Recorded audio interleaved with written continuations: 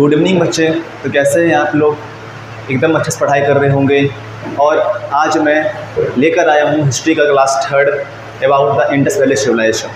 पहले तो क्लास में हम पढ़ चुके हैं कि इंट्रोडक्शन देखे थे हड़प्पा सिविलाइजेशन का, तब देखे एग्रीकल्चर कैसा था, फिर देखे टाउन प्लानिंग, फिर उसके अंदर पढ़े थे अबाउट द सिटाडल, देन उसमें पढ़े वेयर हाउस, ग्रेनरी समझे उसमें, और जो ग्रेट बात का क्या पर्पस था, और हड़प्पन लोग किस तरह के मतलब कि हड़प्पन लोग का जो टाउन प्लानिंग था उसमें क्या क्या एलिमेंट्स थे, what is the grid pattern, इन सब चीज़ों को कवर करते हुए अब हम आगे बढ़ रहे हैं नेक्स्ट टॉपिक की ओर, जो कि टॉपिक है हमारा सोशल डिफरेंसेस। यानी कि इसमें हम समझेंगे कि हड़प्पन सोसाइटी में किस तरह के डिफरेंसेस होते थे और उन डिफरेंसेस को समझने के लिए कौन कौन से पैरामीटर्स अपनाए गए बाय द आर्कियोलॉजिस्ट। जो इनके बरियल्स थे और अपना लिखा देख रहे होंगे, जो इनके लग्जरियस आइटम हैं, इनसे हम समझ सकते हैं कि इनमें डिफरेंसेस किस तरह का होता था।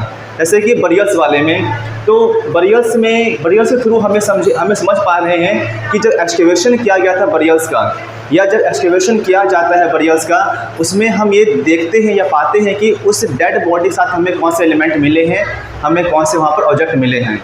उन ऑब्जेक्ट के बेसिस पर हम ये क्लासीफाई करते हैं कि जो डेड बॉडी है क्या रिच क्लास का था या पुअर क्लास का था। एग्जाम्पल के लिए जैसे मान लीजिए कि हड़प्पन सिविलाइजेशन में हमें कई डेड बॉडी में जैस्पर, कार्नेलियन, स्टेटाइट, क्वार्ट्ज या प्रीशियस स्टोन मिले हैं। तो इसके बिहाफ पर हम ये समझते हैं कि जो डेड बॉडी होगा वो कहीं ना कहीं किसी रिच क्लास के पर्सन का रहा होगा, या किसी डेड बॉडी के साथ हमें केवल कॉपर का मिरर मिला है, या मान लीजिए कि सिंपल हमें बीड्स मिले हैं, स्टोन बीड्स मिले हैं, टेराकोटा के हमें फिगरिंग्स मिले हैं। तो इसके बिहाफ पर ये समझते हैं कि वो जो पर्सन का डेड बॉडी होगा तो वो पर्सन मेनली सोसाइटी के मिडिल क्लास से या लोअर क्लास से बिलोंग करता होगा। इसलिए बरियल्स का एक्सकेवेशन करने के दौरान जो आर्टिफैक्ट्स मिलते हैं उन चीज़ों को यहाँ पर ध्यान में रखा जाता है। एग्जाम्पल के लिए 1980 में देखेंगे कि जब एक्सकेवेशन किया गया था हड़प्पा में, वहाँ ऑर्नामेंट मिला था। ऑर्नामेंट में हमें 3 शेल रिंग मिले थे, यानी हमें रिंग मिले थे 3। उसके बाद जैस्पर के बीड मिला था और हमें माइक्रो बीड्स मिले थे 100 की संख्या में, कहाँ पर एक मेल के स्कल के पास से जो है ये। तो ये हमें एग्जाम्पल दिया गया है एनसीईआरटी में कि एक्सकेवेशन के दौरान क्या चीज़ें मिली थी। देन जो डेड बॉडी था उसके साथ हमें कॉपर मिरर मिला है। देन जो हड़प्पन लोग थे इनका प्रीशियस थिंग को दफनाने का यानी कि बरिंग करने का बिलीव नहीं रहा होगा, लेकिन हमें कई सारे एक्सकेवेशन में प्रीशियस आइटम्स भी पाए गए हैं।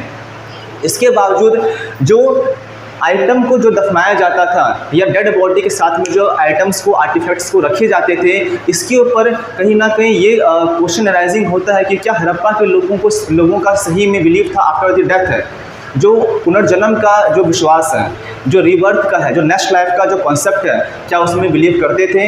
इस बात को लेकर हिस्टोरियंस के बीच में अभी कंसेंट नहीं बना है कि वे लोग आफ्टर द लाइफ यानी कि नेक्स्ट लाइफ में बिलीव करते होंगे। तो इस तरह से समझते हैं बरियल्स का क्या रोल रहा था डिफरेंसेस को समझने में।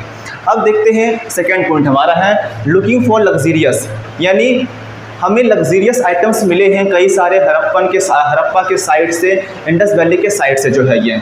इसमें जो हमें आर्टिफैक्ट्स मिले हैं इसको हम क्लासीफाई करते हैं 2 पार्ट में। वन इज कॉल्ड यूटिलिटेरियन, जिसे हिंदी में कहते हैं उपयोगी वस्तुएं, वैसी वस्तुएं, वैसे गुड्स जिसका हम रोज़ाना दिन में डेली लाइफ में यूज़ करते हैं, that is called utilitarian goods उसे बोलेंगे।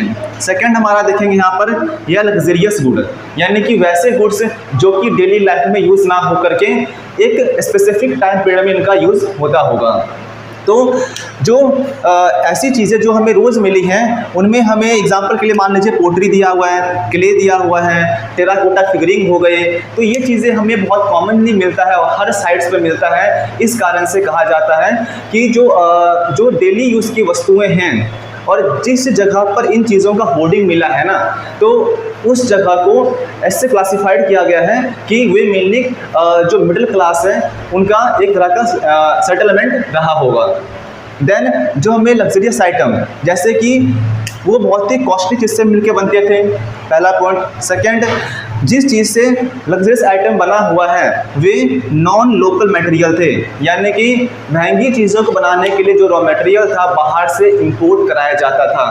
आगे हम समझेंगे टॉपिक में जब हम पढ़ेंगे ट्रेड या जब पढ़ेंगे क्राफ्ट का कैसे प्रोडक्शन होता था और उस क्राफ्ट के प्रोडक्शन में किस तरीके से रिसोर्सेज को मैनेज किया जाता था और रिसोर्सेज को मैनेज करने के लिए कौन सा इंटरनल और कौन सा यहाँ पर हमारा एक्सटर्नल ट्रेड का वे रहा होगा। तो यहाँ पर लिखा है नॉन लोकल मटेरियल, यानी लोकल मटेरियल से चीज़ें नहीं बनी होती थी। देन कॉम्प्लिकेटेड टेक्नोलॉजीज, यानी कि जो लग्जरियस आइटम्स हैं, एग्जाम्पल के लिए मान लीजिए जो फयांस हैं, फॉर एग्जाम्पल जो फयांस है एक प्रकार का कॉपर से बना हुआ ऑब्जेक्ट था जिसका यूज़ लिक्विड आइटम के ट्रांसपोर्टेशन में किया जाता था।